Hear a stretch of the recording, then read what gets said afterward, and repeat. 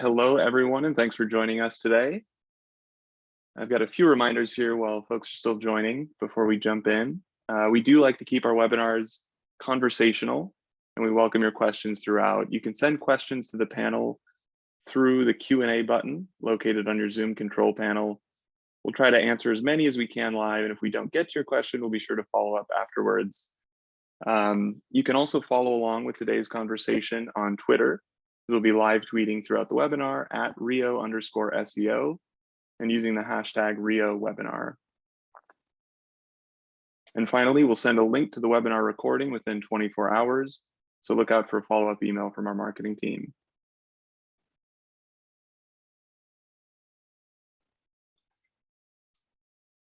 All right, it seems like we've got a good number of participants flowing in. All right, today we are joined by a fantastic panel of digital marketing and SEO experts to answer some of the top questions that have come from Whitespark's recently published 2021 Local Search Ranking Factors report. This report shares important insights about what it takes to drive local rankings and conversions in the current environment. The research is based on 132 potential factors, and the results are based on over a decade of analysis, experience, research, and local experts testing their various hypotheses. With the help of our panel, we're going to discuss and provide guidance for Google Local Pack and Local Finder ranking factors, localized organic ranking factors, Google Business Profile conversion factors, and we'll spend some time talking about what experts are focusing on more and less in the coming years. My name is Ryan Weber. I'm the Director of Client Success here at Rio SEO, and I'll be moderating today's discussion. And joining me today are Darren Shaw, founder of Whitespark, Lily Ray, Senior Director SEO and Head of Organic Research at Amsov Digital, and Amanda Jordan, Director of Digital Strategy at Rickety Roo. Darren and Whitespark obviously organized this study, and Amanda and Lily were actually among the group of experts who provided their insight. So I couldn't think of a better group to have together to talk through this with you all. Thanks everyone for joining us. You guys want to give a quick background, add to your intros? Darren, we'll start with you. Sure. All right. Well, thanks for having me. I'm excited to be here, excited to talk about the local search ranking factors. I'm Darren Shaw. I'm the founder of Whitespark. I started the company in 2005, and we are a company that offers software and services to help businesses rank in local search, help improve visibility in local search. I think we have one of the best local rank trackers around, and yeah, so that's my background. I've been running the local search ranking factor survey for about the last 5 years. David Mim handed the reins over to me in 2017. Prior to that, he started the survey, I think in 2008 was the first one. And then he handed it over to me. And so, yeah, that's a little bit of background on me. Thanks, Darren. Awesome. Lily? Sure, yeah. Well, thank you as well for having me. My name is Lily Ray. I'm the Senior Director of SEO and Head of Organic Research at Amsov Digital. So I head up our SEO team at Amsov Digital, work across a lot of different areas of SEO with a lot of different types of clients, but have worked on local SEO in some capacity for probably about 10 years now. So I'm really excited to be here and discuss some local ranking factors with you all. Awesome. Amanda? My name is Amanda Jordan. I'm the Director of Digital Strategy at Rickety Roo. My background is heavily in working with local SEO clients in the legal industry, and as well as enterprise level local clients, including like apartment complexes, energy companies, things like that, credit unions. And I'm very excited to get into the details today.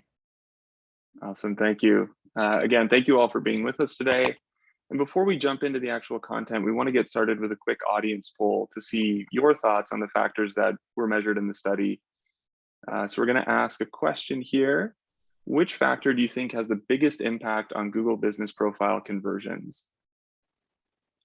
So you should have a poll popping up on your screen for all the audience members.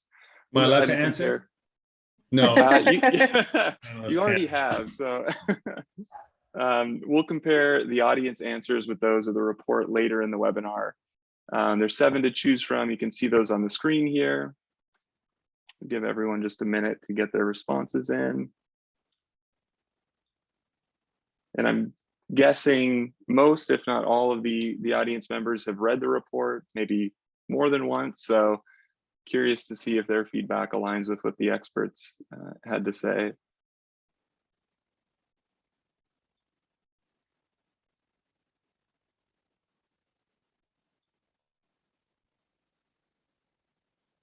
All right, hopefully that's enough time for everyone to.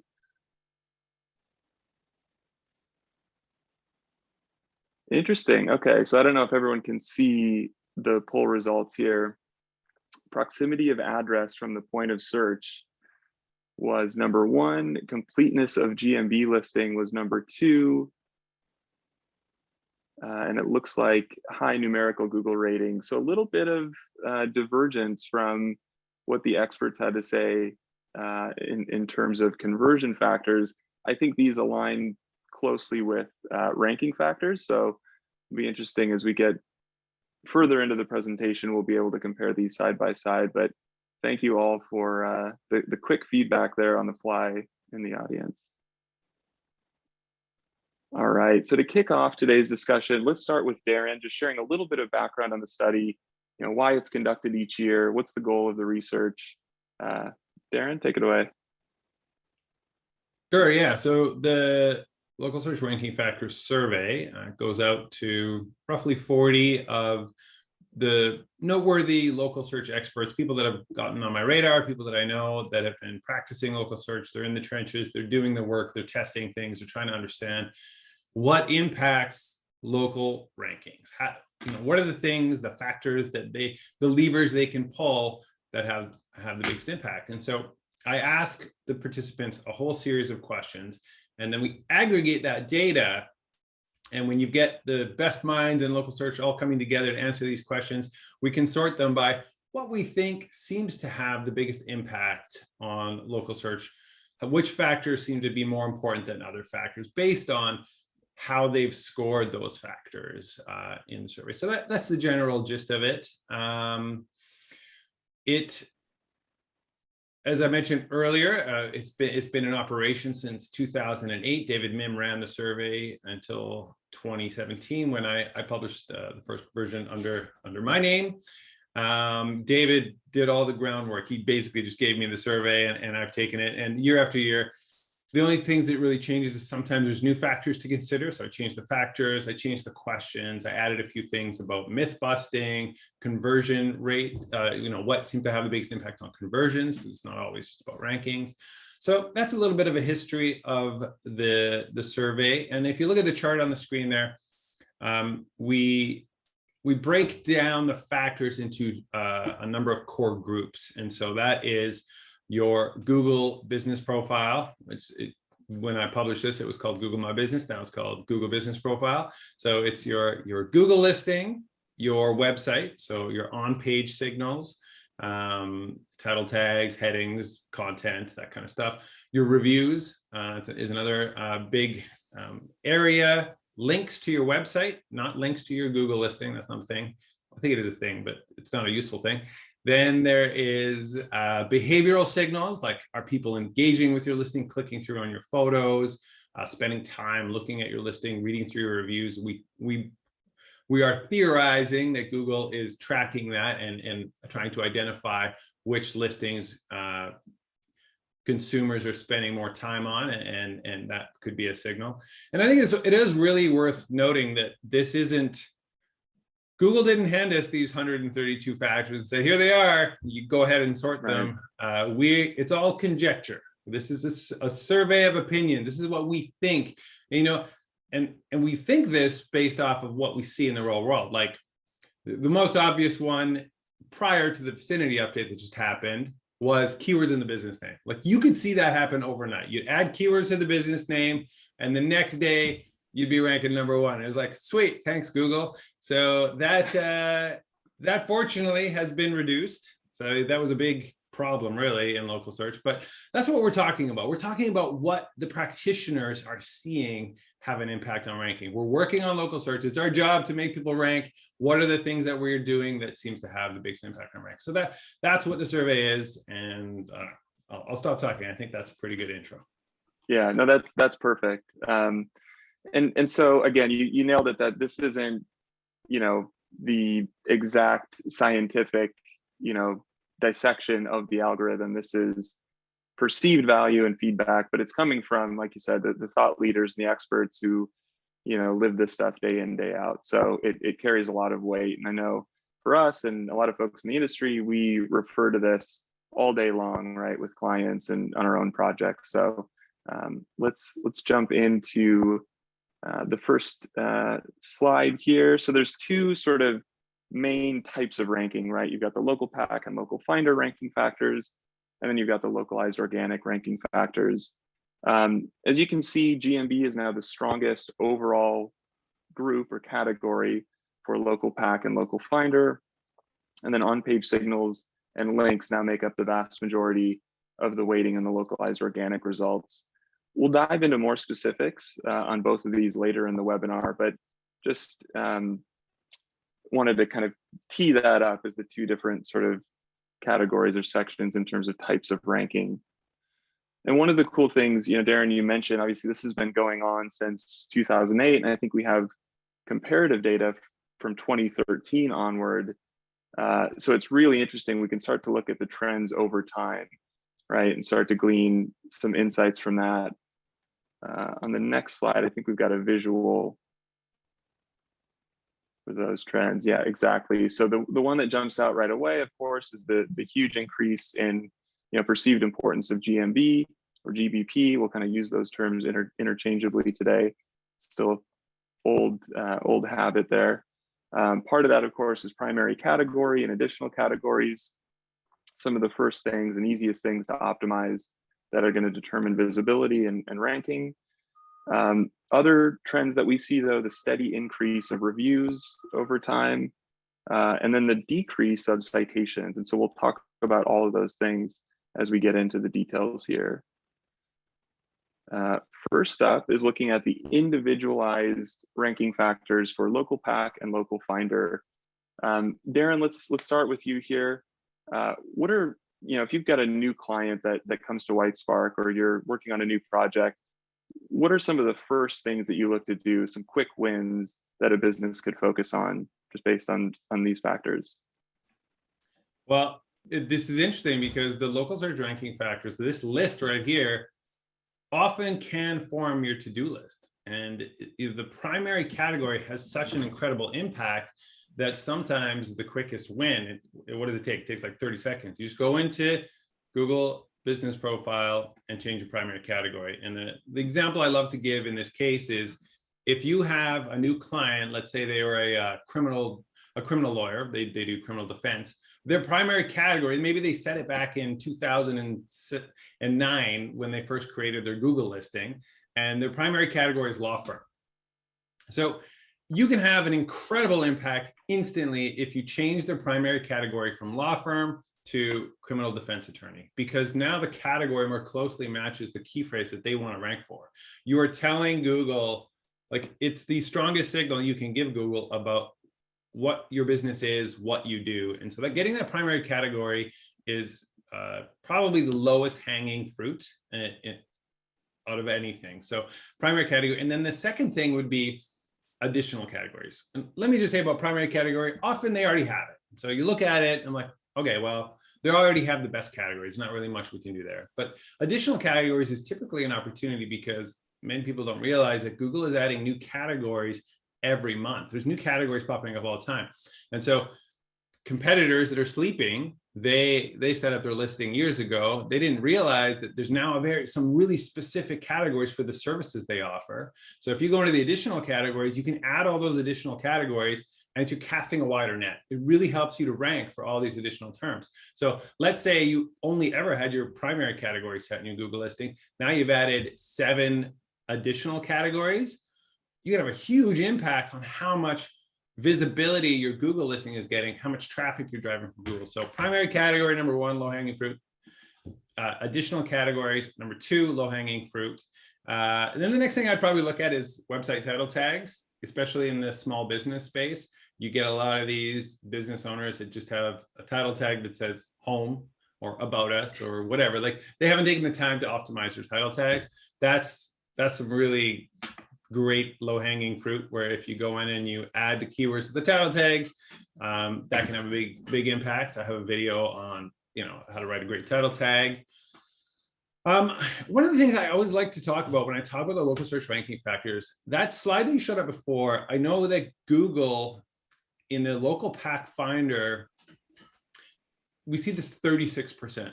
Google signals, like the signals that you can drive from your Google listing, are 36% of the algorithm. So people might interpret that as, I should invest 36% of my optimization time into Google. But the reality is that there's hardly anything you can optimize on your Google listing. Your Google listing itself, you can optimize those categories, but taking it, like adding keywords to the description, adding keywords to the services or whatever, there's definitely huge conversion benefits from filling out the profile, adding all that stuff, maintaining your profile, working it every single week and keeping it up to date. Awesome conversion stuff. More behavioral signals can be driven from that, adding photos, all this stuff is fantastic work. But in terms of pure ranking impact, you've basically done your optimization once you've done the categories. Keywords in the business, they do still have an impact. They have less of an impact thanks to the vicinity update. But other than that, other things on your listing don't directly impact rank. And so right. I think it's important to note that the 36%, it's just that those signals have such a big impact that's why they're getting that 36%. But in terms of your optimization efforts, Google's not really where you're going to invest a lot of your time. You're going to invest a lot of your time on Google for conversion, but for ranking, once you've hit the key things in your Google listing, now you're doing all your optimization on your website. Yeah, and that's a perfect segue. So thinking of, the on-page signals, right? One that we see here, internal linking, which I think was a new factor included in this year's report, and it's one of the most valuable in terms of on-page. Lily, let's go to you for this one. What are your tips for creating a solid internal linking strategy across the site? Yeah, it's a great question. And I'm really glad that it's being discussed in the local space as well as the overarching SEO space, because it's something that's very much like a low-hanging fruit opportunity for a lot of sites. Making sure that you have a strong internal linking structure built primarily into your website navigation is obviously really important. You can have things like related posts that increase internal linking, some kind of like widget or module at the bottom of a post that link to related content, sidebars, making sure that whenever a certain service or product is mentioned throughout the site, they link to the dedicated page using optimized anchor text. You'll notice like a lot of sites maybe have the fundamentals right, but they don't execute an internal linking strategy that's like consistent throughout the content as they're producing new content. So I would encourage business owners to think about what are the services and products that we want to rank for, and are we doing the best we can whenever we mention that service or product within our content anywhere on the site to link back to that dedicated page that we're trying to rank for that product, because it's often just an overlooked opportunity, and it's very much a strong ranking factor for both organic rankings as well as Google Maps rankings as well.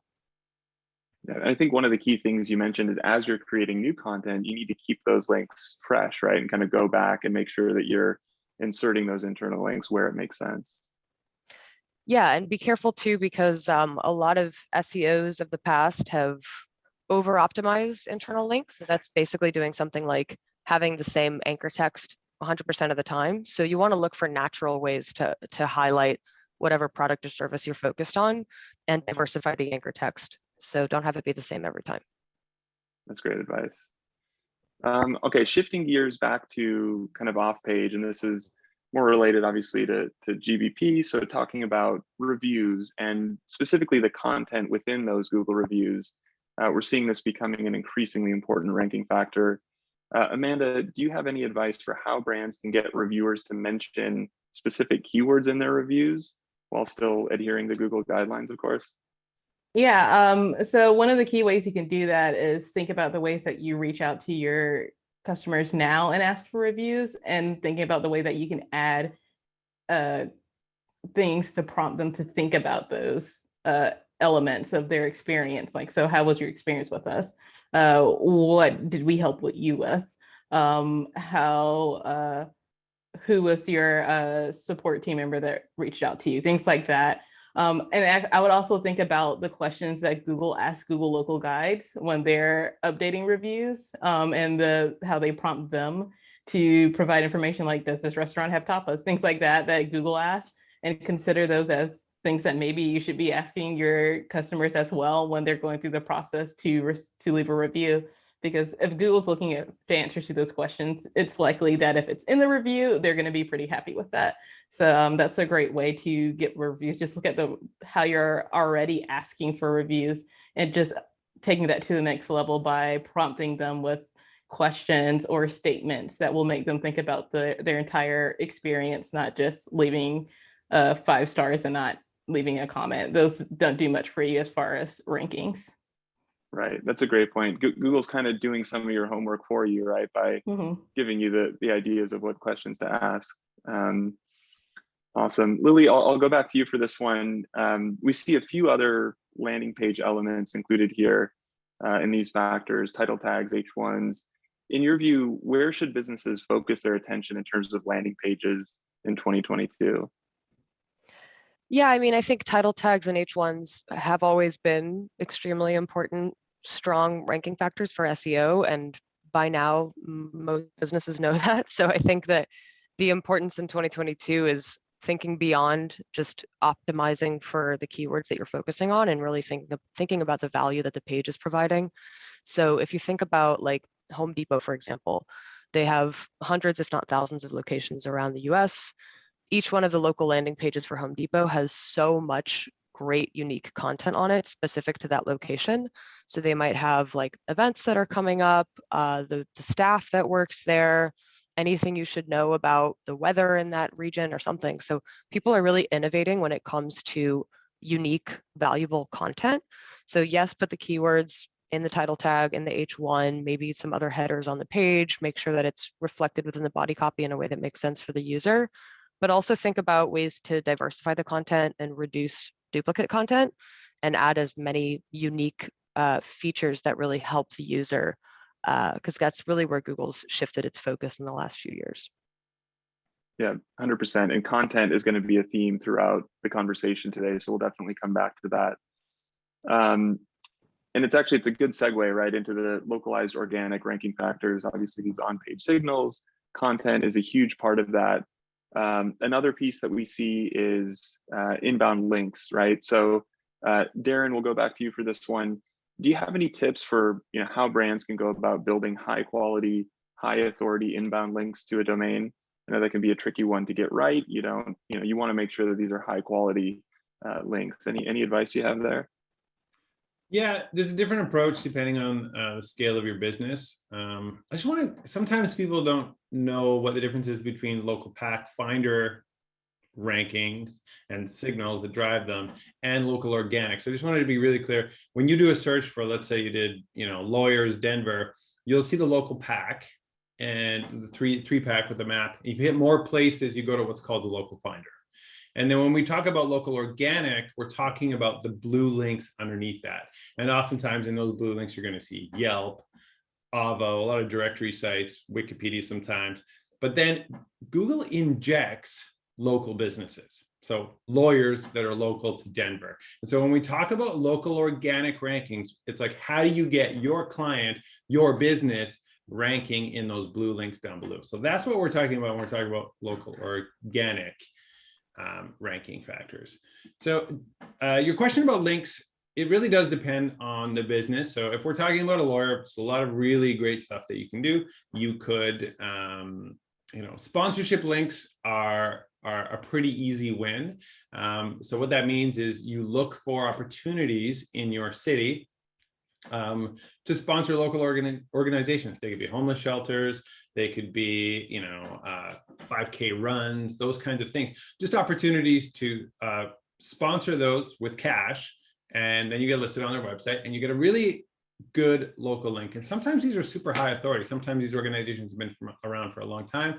They're localized, they're relevant to your city. So they can really help you in a number of ways. So I like sponsorships. There's a great company called ZipSprout that does all of this kind of research for you, and they help you find sponsorship links if you wanted to outsource that. Otherwise, you could do a search like in title : sponsors space city name. So if you ran that search in Google, you get a big list of organizations that list their sponsors to their organization. So it's a great way to sort of find those. Sponsorship links are good. Local chambers, local business associations, those are good too, because you're also getting these locally relevant links.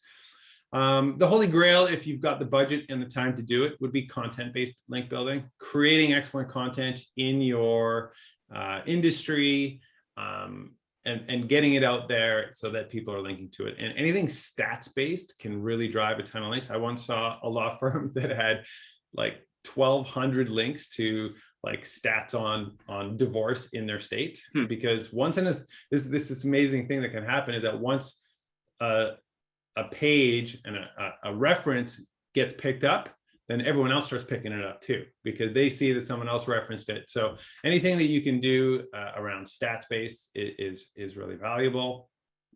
Citations. So citations can come in because if, let's say you're a multi-location brand with 1,000 locations, how do you execute that kind of link building at scale? It's just astronomically expensive to try and do that. And so that's where business directory links come in, using a service like Rio or Whitespark to help you build out your getting your locations listed on all the directories. Those actually provide some backlinks back. So it's one of the only ways that you can drive any kind of links to your location pages. And I think that it's really important to talk about internal linking here. I've heard recently that Google doesn't differentiate between an external and internal link. It's just a link. And so the page authority being passed is something you have control over right now. So thinking about your site architecture, how can you get more links to your key pages that you want to rank? You've already got 1,000 pages on your own website. That internal linking, which is why it's really come up as a topic in the local search ranking factors this year.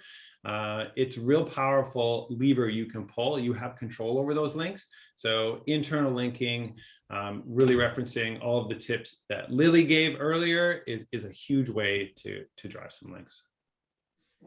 Yeah, that's all great points there. And I want to go back to content as well. Darren, you mentioned it, and we talked about it on the last slide. Amanda, can you give us any tips or best practices for how brands should think about building out that quality content? Yeah, I have like specific goals for content, and it's always for it to be unique, relevant, topical, compelling, and interesting. If it doesn't meet all of those requirements, then it's really not good enough to be on your site. So I would focus on those things. I think especially like Lily was mentioning, things like providing data from other sites, third-party sites, and finding ways for them to make them relevant to your site, like the weather data that Home Depot puts in, walkability for apartment complexes, restaurants near hotels, common plumbing issues by zip codes if your client is a plumber. Things like that are extremely interesting. They're unique, they're relevant, they're topical, compelling, and interesting all at one time. And they are linking opportunities, right? If you have a bunch of data that is hard to compile, and you're one of the only sources that provides it, and it's local data, there are going to be people that will likely want to link to that, want to share that. So that's just another opportunity to have your content work for you. And if you stick to meeting all of those requirements, the more likely you are to provide content that people actually want to link to as well. 100%. And so, thinking of this in terms of scale too, right? We've used Home Depot as an example a couple times now. I think they're a great example, as they do an excellent job of this. But are there other ways that large enterprise brands can think about creating content at scale? For example, is AI, like with something like GPT-3, is there an opportunity to leverage some of that technology to create content at scale? I think as it grows, there will definitely be more opportunities. I think there's some limitations there right now. And I use GPT-3 tools like personally on a daily basis. And I don't see it replacing the need to have someone who really understands content to review it yet. So I think it's still important to have someone who understands the value that you're trying to drive out of the content to review them, or at least kind of help the model understand what you're trying to get to. It's not quite there where it can do it all on its own yet, but I would not be surprised if we start seeing that in the very far future. But for now, I think it needs a little bit of help from someone who understands content and what the goals are for those specific content pieces. Right on. Yeah, something to keep an eye on for sure. Lily, I'll go to you on this one. As far as the freshness of content, do you have, an idea around, how often brands should be producing or creating new localized content? Yeah, so I think that there's a common thinking within the SEO space or the content creation space that content needs to be created on a certain schedule or with a certain frequency. And what I think a lot of people realize is that the certain percentage, in many cases, the majority of content is not performing. So I would focus more on what content needs to exist on our site that we have an expert perspective on, and that somebody at our business can really add value by producing a unique piece of content with our perspective or unique angle on that piece of content, as opposed to meeting some arbitrary criteria for like, we need to be producing 5 articles per month. Because more often than not, when you find yourself in a situation where you're trying to meet those goals, you'll end up just doing SEO keyword research, trying to write about the same things everybody else is writing about, and those articles tend to not perform very well. So I've seen local businesses that have written maybe 3 to 5 evergreen resources on their sites maybe 5 years ago, and they continue to update them, they make them current, but the information is valuable over time, and those articles outperform everything else they've done. So I would focus more on the quality and the helpfulness of the content rather than meeting a certain cadence with your content publication. That's great advice. Makes a lot of sense. So quality over frequency or quantity even. Cool. Okay, so moving on now to conversion factors. So earlier we asked the audience, which factors do you think have the biggest impact on GBP conversions? Whitespark, of course, asked local experts that same question. We can see the results from the expert survey on this slide here. So it does differ a little bit. One of the prominent things that you see just immediately upon looking at this, reviews, right? So 4 out of the top 5 conversion factors relate to reviews. Amanda, I want to go back to you on this one. What area? So there's a lot of elements, right? Like I said, 4 out of 5. What area of reviews should businesses focus on first? Do you have sort of a hierarchy or a workflow in mind for how brands should approach reviews? I'm going to give you the SEO answer of it depends, because it really depends on where they're starting from, right? If a website has, I would look at your local pack, your competitors that show up in the local pack most often, and see where how you compare to them. If they have more reviews, but you have a higher rating, you need to work on getting more reviews. If you have a worse rating than them, but significantly more reviews, you need to specifically focus on improving that rating. So I would use that, because I've seen a lot of times, and I've had clients where they are in the local pack, but they have a 3.7 and their competitors have 4.6 as their ratings. And from a conversion perspective, if I were a customer, I would not be giving the 3.9 or 3.7 an option when I see someone with a 4.6 right there. So that's how I typically view it. So eventually, of course, you want to have a comparable number of reviews and a better rating than your competitors overall. I don't shoot for a 5.0. I don't think businesses should. I think they should shoot for something realistic that shows that we're not buying reviews, or we're not encouraging people only to leave positive reviews. You want it to be authentic, but your goal at first should be, if I was in the local pack, how could I stand out the most with my reviews? Yeah, makes sense. And if you've got, a brand that's really just starting out, they don't have many reviews, or if the rating isn't great, I feel like maybe focusing on what can we glean from the reviews that are out there and why our rating isn't performing, fix those problems before you go out and start asking customers to leave reviews. Because if the in-store experience isn't good and you're just asking for more reviews, you could be working against yourself a little bit, right? Yeah, it would be good. Yeah, I definitely recommend for people. I know this is an issue that SEOs have all the time, is that customers or clients don't really pay attention too much of the sentiment of reviews when they're negative reviews and why that's happening. But I think it's our job to help push for that, right? Like, we're seeing the same negative reviews about your sales team. Something needs to be done, or no matter what you do, that rating is not going to get much better because that issue still exists. So just Right. being a true partner in that way is also something I think we can do a better job at, to help our clients see that, hey, we can push all we want, but if we're not fixing the underlying issues, it's not going to really move that much. Yeah, completely agree. That's one of the trends that we're seeing a lot of at RIA with our clients, right? Is let's understand, that reviews are really a lagging indicator of, performance, right? Customer Mhm. experience. So you have to fix the underlying issue if there is one before we're going to see that, translate to review and rating scores. So um, kind of a subcategory, right? It's related to reviews, but a little bit different. Google Q&A is often an overlooked feature, I think, in GMB. Lily, how important is monitoring Q&A in terms of conversions and building brand presence?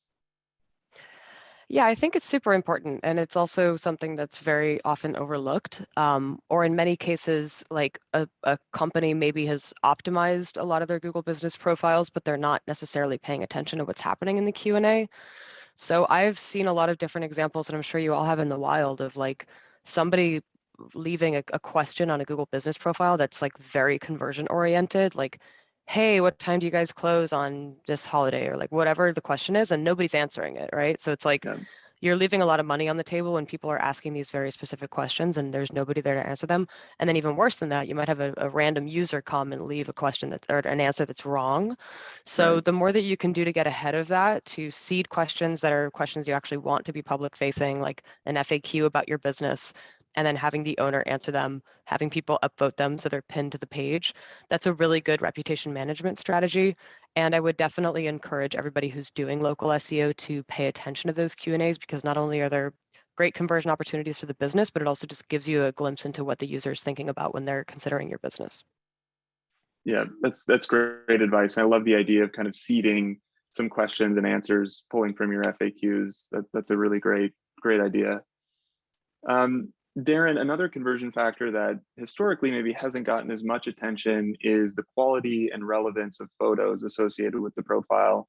Can you share your thoughts on the importance of local imagery in GMB? Yeah, from a conversion perspective, having high quality photos can really help your listing stand out versus competition. Real photos of your real business, it's kind of like this window into your business. It allows you to add a whole bunch of personality and really showcase your business. The photos are so powerful, and it is one of these super neglected areas of Google. You often see profiles that just have their logo and maybe a couple shots that they put up a few years ago. So it's a great optimization opportunity, and I'm seeing more and more evidence about it being a strong ranking impact, having a decent ranking impact as well.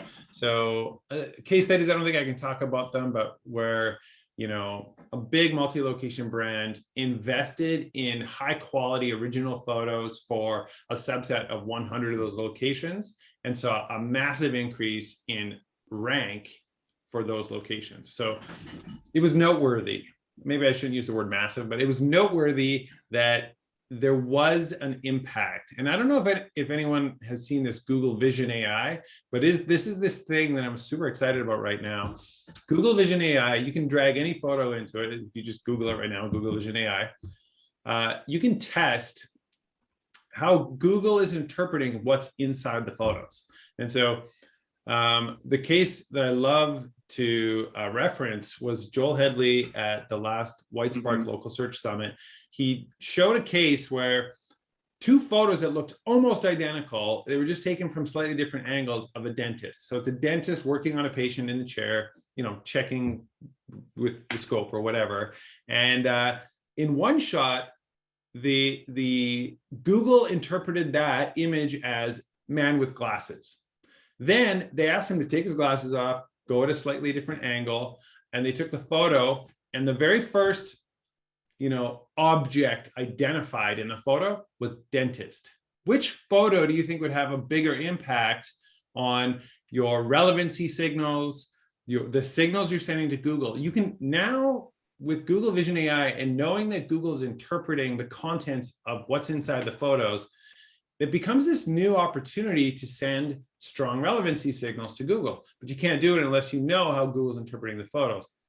Enter Google Vision AI. You can actually drop your photos in and assess them, analyze them, and then the ones that are a better match for your business are going to have a bigger impact. So those are the photos you want to take the time to optimize and upload to your Google listing and use them on your website as well. And so you see this, dentistry is a great example, because on every dentist website, the big, huge opening photo is just a happy family with great looking teeth. And Google says, what is this a photo of? Happy family. So you want to rank for happy family? No. So put a photo of a dentist working in the dentist chair as your primary image on your website. Now you're sending the right signals to Google. So photo optimization is very interesting from a ranking perspective and from a conversion perspective too, because if you're sending those signals to Google, you're also sending those signals subconsciously to the people looking at the photo. So really thinking about your photos, taking the time to create good photos. I'm all about that right now. I really think it's an exciting area that's a little bit untapped in local search right now. Darren, I actually saw this in the wild recently. I looked at for PlayStation 5 versus PlayStation controller, and in the local finder results, the same store showed me different images, customer provided images based on which one it was. So Google's definitely already using that. That's a really great example. Thank you for sharing it, Amanda, because Google will actually change in the local pack. So if you sometimes local pack will show images, and that image will match the query. So Google knows what you're searching. Google knows what's in your images. And so they'll swap out those photos to be like, this is a more accurate match to what you're looking for, which can drive conversions because I'm looking for cheese grater. And then the 3 stores that come up are showing me this one has a picture of a cheese grater, but the other 3 businesses, all they have on their business profile are photos of their logo. There you go. Oh, that's what I'm looking for. So that's how it becomes such a really strong conversion factor. And the PlayStation 5 example that Amanda just gave. Perfect. Yeah. Yeah, I love that. And I think that's maybe not widely known, right? That those photos will actually change based on the search term. Yeah. I think we could do an entire webinar just on photos. I think there's so much to talk about there. So I appreciate that, Darren and Amanda. Awesome. So let's keep moving here. Next up is a look at what's working and what's not working in local SEO. And to be fair, the way this is framed is really, what aspects are experts focusing on more and what are they focusing on less in the past year. So it's not to say that, the items that are on the what's not working don't work at all. It's just that they're getting less attention than they did in the past. The first one here, keywords and GMB business title. Darren, you already touched on this, that with the recent vicinity update, this has changed a little bit, right, in terms of the weight that having keywords in your business title has. Do you have advice for brands that either have extra keywords in their business title or are considering adding them? My advice has changed. So if you asked me this question in the summer, I probably would have said a rebrand is absolutely worth it. And I can tell you that because we've seen it in multiple cases with our clients that are working with us, where we've taken them through a complete rebrand. And so the only way to actually do this properly without risk of getting your listing suspended is to actually rebrand your business. You've got to change your business name on your signage, on your letterhead. You've got to register this with the Secretary of State, like change your business, change it with your utility companies, go out and update all your business listings on the internet. It's a job. It's a big undertaking. But in the summer, I would have told any brand that it is hands down worth it. And because we have seen the impact. One multi-location brand that we worked with changed their brand name from something more, brandy sounding to having the keywords in it. And it was like, you can see it in our rank tracker. It's like, this is where the rankings are. Well, this is the date that we changed all the Google listings. And it's like bam, is like, I got 5 times increase, just absolutely phenomenal across the board, of how they have impacted their local search. This kind of a change at scale can mean millions and millions of dollars in additional revenue. So that's my summer advice. My advice now, after the vicinity update, is a little bit more cautious. And so thankfully, Google actually reduced the impact of this signal. Like, good job, Google. I know that summer advice was great. That seems like an amazing thing you could do, but it was being absolutely abused by spammers like you can't even believe it. Just so many people just stuffing keywords in their business name. Google didn't have the resources or didn't care enough to actually police this. And so it was just this insane spam. Everyone was just stuffing keywords in their business name because they probably saw the 2020 survey and they were like, ah, sweet, keywords in the business name. I'm gonna totally spam my Google business name, because it worked. It worked unbelievably. It works much less so now. Good job, Google. But I do think it still has an impact. It may be a tactic for you to consider. The only way to do it is to do what I talked about with the full rebrand. One of the lawyers that we worked with did the full rebrand, and they went so far as to like get all new t-shirts and hats made and new signage. And then they took all these photos of the staff wearing the new t-shirts with the new logo. They uploaded all those to the Google listing, because if you get flagged and then a manual reviewer at Google looks at it and said, this is the question, is that actually your business name? Because if it is, then okay, pass. If it's not actually your business name, then you could get your listing suspended. And so all of the evidence, we tried to compile all this evidence so that we could mitigate that risk of getting suspended. But it is something worth considering. I would like to have a new test post vicinity update so I could measure what kind of impact it has. I suspect it still has a pretty decent impact, but there's no question that the impact of keywords in the business name has dropped as of December 6th, when they rolled out that update. Yeah, I would also love to see that test. So hopefully someone is working on that. If not, you guys have a great idea there to run On with. the list. So kind of tying in, obviously the uses of keywords in GMB, business title, a lot of spammers obviously using that technique.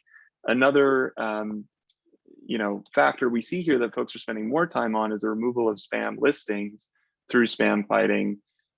Amanda, do you have any advice on how a business can best monitor for these spam listings, or how to identify them?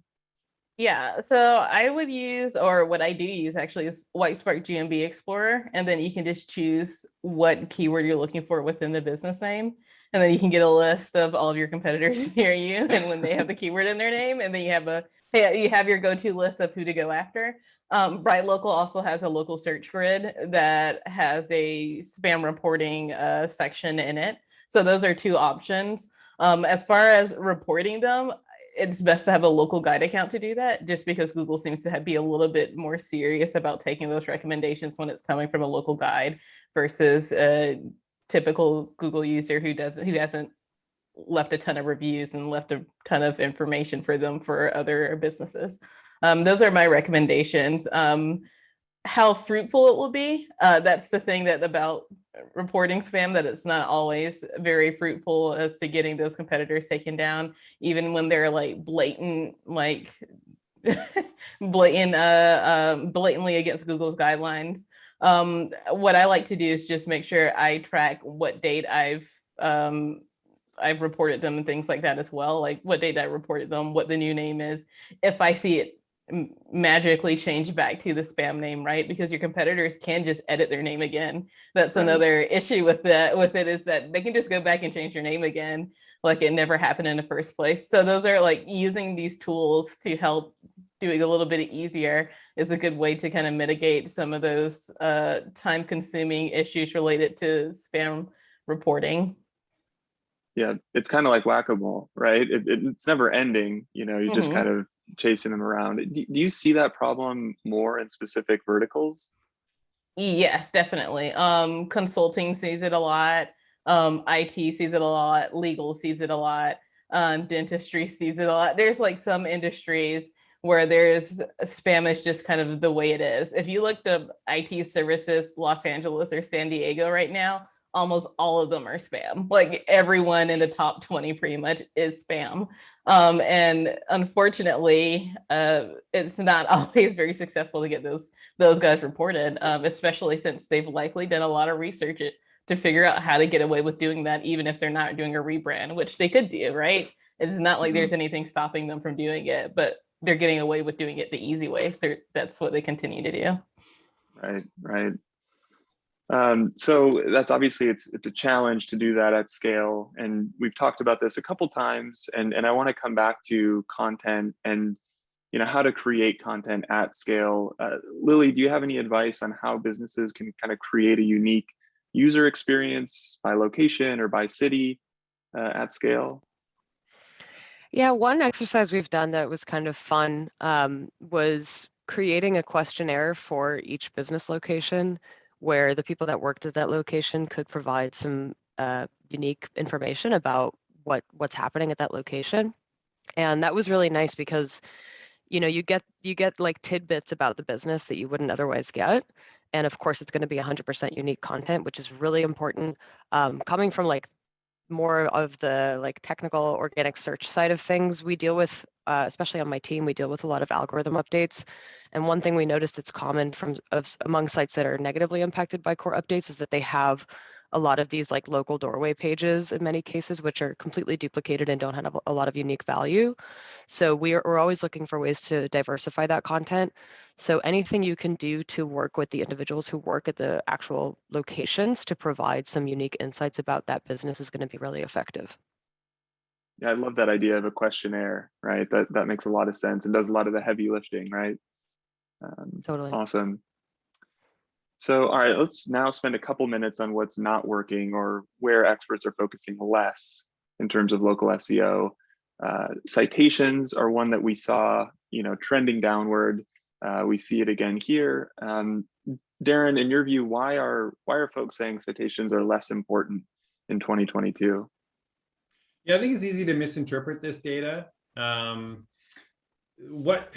The thing about citations and business listings is that it's this kind of thing that you just do it once. You don't have to keep doing it. And so, the question wasn't really like what's not working. The question was, what are you spending less time on?